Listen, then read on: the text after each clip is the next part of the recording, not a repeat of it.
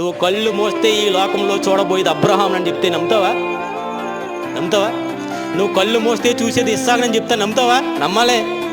నువ్వు కళ్ళు మోస్తే నువ్వు యాకోబుని చూసావు, ఈ లోకంలో చూడలేదు. నువ్వు కళ్ళు మూసి కళ్ళు తెరిస్తే యాకోబుని చూస్తావు. నువ్వు కళ్ళు మూసి కళ్ళు తెరిస్తే హేబెలుని చూస్తావు. నువ్వు కళ్ళు మూసి కళ్ళు తెరిస్తే హానోకుని చూస్తావు. తెలుసా ఎంత గొప్ప ధన్యత అనేది? నువ్వు కళ్ళు మూసి కళ్ళు తెరిస్తే నావాహుని చూస్తావు. వాడు ఎలా కట్టాడు అడగొచ్చాను, అడిగి వెళ్ళి వాడు ఎలా కట్టావయ్యా, బాగా కట్టావు.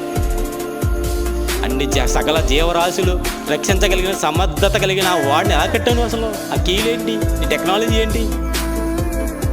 మరణానికి మనిషి భయపడే రోజుల్లో దేవుడు చెప్తున్న మాట, మరణం చూడని నరులు లేడు. మరణం అనేది నిద్ర తప్ప మరణం అనేది ముగింపు కాదు. మరణం నిద్రే. మరణం తర్వాత మనిషికి ఉనికి ఉంది. మరణం తర్వాత మనిషి జీవిస్తాడో ఒక బెస్ట్ ఎగ్జాంపుల్ చెప్పి నేను ముగిస్తాను. తెలుసా అండి బైబిల్లో